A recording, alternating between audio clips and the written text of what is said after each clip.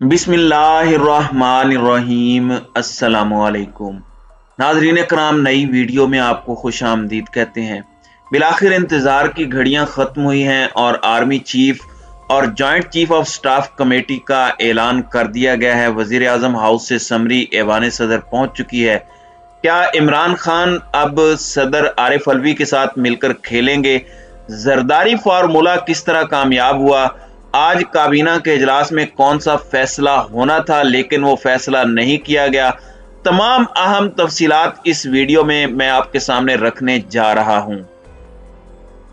नाज़रीन कराम, army chief की तैनाती की वजह से एक हैजानी कैफियत थी और एक पर्सनैलिटी मुबैना तौर पर इमरान खान, जिनको आर्मी चीफ नहीं बनाना चाहते थे या उनकी तरफ से इसका इजहार किया जा रहा था, वो यही शख्सियत थे जो अब आर्मी चीफ बने हैं। इनके साथ इमरान खान का असल मामला क्या है जिसकी वजह से इतने इख्तलाफात बयान किए जाते हैं? कहा जाता है कि जब इमरान खान वजीर आजम बने तो लेफ्टिनेंट जनरल आसिम मुनीर उस वक्त DGISI थे और कुछ बनी अंगाला के अंदर घर के ऐसे मामलात थे, कुछ ऐसी इतलाआत थी जिन पर DGISI ने मुबैना तौर पर इमरान खान को आगाह किया और इस पर इमरान खान ने एक्शन लेने की बजाय उन्होंने DGISI को हटाया। अब ये बात जो है ये सहाफियों का तबका मलामतिया इसको बयान करता है। दूसरी जानिब हामिद मीर ने आज एक नया इंकशाफ किया है कि कोई पुलवामा के अंदर जो अटैक्स हुए थे या वहां पर कोई इस तरह का वाकया हुआ था तो उसका इमरान खान जिम्मेदार शायद लेफ्टिनेंट जनरल आसिम मुनीर को समझता है। तो ये इख्तलाफात बने। बहरहाल ये खबरें अपनी जगह पर आती रहीं, लेकिन अब हुकूमत के लिए ये मुश्किल था कि एक तरफ नवाज शरीफ जिद पर अड़ा हुआ था और दूसरी तरफ ये तमाम 6 जर्नैलों के नाम पहुंचे थे। अब वजीर आजम का अपना इख्तियार है, लेकिन जो और नाम आना चाहते थे, यानी इसके अंदर joint chief of staff committee के लिए शायद कोई और नाम आता, क्योंकि इन 6 नामों के अंदर लेफ्टिनेंट जनरल आसिम मुनीर, उनके बाद जनरल साहिर शमशाद मिर्जा, फिर लेफ्टिनेंट जनरल मोहम्मद अजहर, फिर जनरल नोमान, फिर जनरल फैज हमीद, फिर जनरल मोहम्मद आमिर। ये 6 जर्नैलों के इसके अंदर नाम थे, लेकिन छठे नाम की तवक्को ना होने के बावजूद जब वो 2 दिन पहले डाला गया तो उस पर शकूक व शुबहात पैदा हुए। शकूक व शुबहात की वजह यह थी कि लेफ्टिनेंट जनरल मोहम्मद आमिर सदर आरिफ सदर जरदारी के मिलिट्री सेक्रेटरी रह चुके थे, तो वो समझते थे कि शायद उनका वो फेवरेट होगा, तो कहीं ना कहीं कोई ना कोई टैग लगा हुआ था और ज्यादा तवक्को थी कि शायद दरमियान वाले जो 1-2 जनरल्स के नाम इस हवाले से आए हैं वो आएंगे। लेकिन बिलाखिर अब हुकूमत के लिए ये मुश्किल था। अगर कोई और फैसला होता 5वें-6ठे नंबर पर, तो जरदारी ने इनको बताया कि अगर ये आप करेंगे तो फिर इससे तनाज़ात जन्म लेंगे, लेकिन ऐसा कीजिए जिस पर इमरान खान उंगली ना उठा सके। और उसकी बुनियादी वजह यह है कि लेफ्टिनेंट जनरल आसिम मुनीर क्योंकि सबसे सीनियर हैं और उसके बाद दूसरे नंबर पर senior lieutenant general Sahir Shamshad Mirza हैं, लिहाजा ये दोनों को जब बनाएंगे तो अगले जितने भी 4 लेफ्टिनेंट जनरल्स हैं जिनके नाम इस समरी के अंदर मौजूद हैं उनको फौरी तौर पर रिटायर नहीं होना पड़ेगा और तमाम लोग अपना टन्योर मुकम्मल करके बाइज्जत तरीके से रिटायर हो जाएंगे। अगर जनरल मोहम्मद आमिर, नोमान या अजहर में से कोई भी आर्मी चीफ या joint chief of staff committee बनता तो लाजिम था कि ऊपर वाले जितने भी सीनियर होते वो रिवायत के मुताबिक रिटायर हो जाते। उसूल ये है कि कोई जूनियर आर्मी चीफ या joint chief of staff committee बनता है तो वो जिम्मेदारी जो सीनियर्स होते हैं वो रिटायर हो जाते हैं। तो अब टॉप के 2 सुपर सीनियर थे, उनमें से 2 लोगों को जिम्मेदारी सौंपी गई और अगले जर्नैल अपना टाइम पीरियड अब मुकम्मल करेंगे। फिलहाल आर्मी चीफ की जो टीम है वो इनका हिस्सा रहेंगे। ये सदर जरदारी ने फार्मूला पेश किया आज काबीना के इजलास के अंदर। ये भी इतलाआत थी कि सदर अलवी इख्तियारात को कम किया जाए, इस पर मुशावरत की गई। कानूनी माहिरीन इससे पहले आरात दे रहे थे और इसके अंदर कुछ रूल्स में तरमीम की इतलाआत थी कि सदर अलवी से मशवरा करने की जो एक शिक है उसका हक छीन लिया जाए, लेकिन इस पर बिलाखिर फैसला हुआ कि फिलहाल ऐसा ना करें। इसकी वजह यह है कि जब आईने पाकिस्तान सदर पाकिस्तान को एक इख्तियार दे रहा है तो वो किसी कायदे के तहत या काबीना के जरिए उस इख्तियार को रद्द नहीं किया जा सकता। अब अगर इमरान खान सदर अलवी के साथ मिलकर दो ऑप्शंस हैं, एक में से उनमें से एक इख्तियार कर सकते हैं। एक ऑप्शन तो ये है कि सदर अलवी अगले चंद घंटों के अंदर अप्रूवल दे देंगे और मामलात निबट जाएंगे।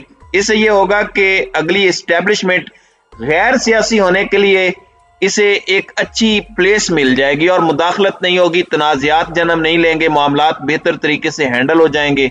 और मुझे उम्मीद है इमरान खान ने अगरचे गुज़श्ता रात जब से इंटरव्यू दिया है उसके बाद असल से ज्यादा परेशानी बढ़ी है। उन्होंने कहा कि मैं और सदर मिलकर आइन और कानून के मुताबिक खेलेंगे।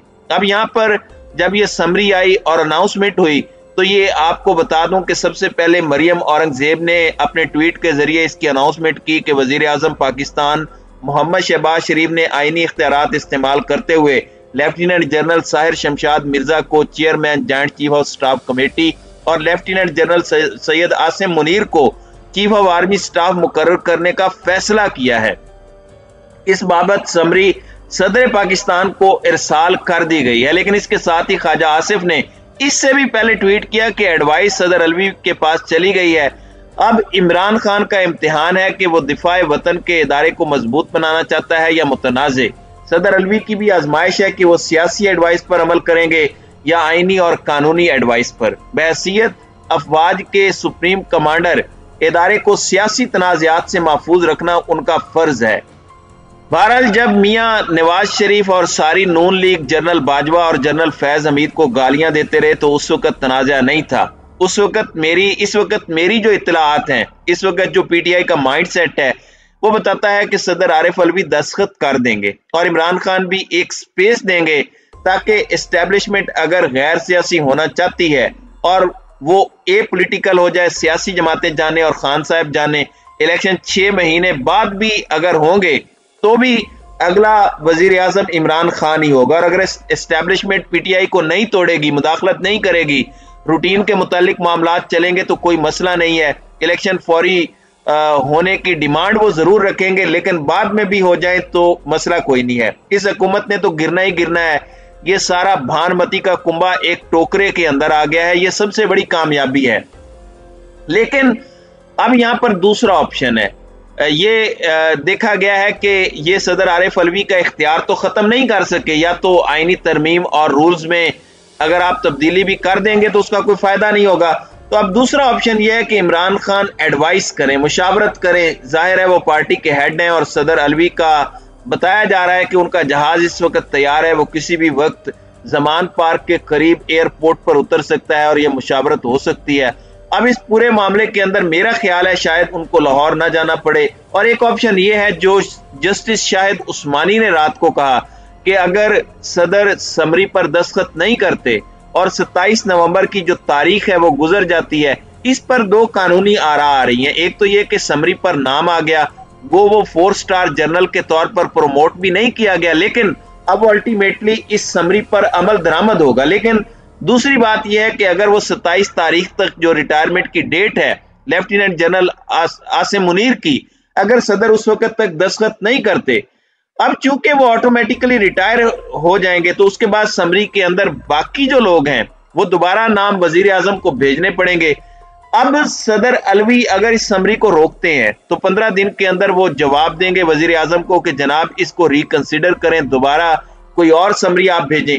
अब अगर वजीर आजम दोबारा वही समरी भेजते हैं कि जनाब ये मेरे नाम है और इन पर आपने दस्तखत करने हैं, तो 10 दिन मजीद लगेंगे, तो 25 दिन के लिए कानूनी तौर पर यह मामला लटक सकता है। लेकिन इमरान खान, मेरा ख्याल है उनका जो रद्द अमल है जिस तरह बताया जा रहा है वो नॉर्मल होगा, कोई सख्त नहीं होगा जिस तरह तवक्को की जा रही है।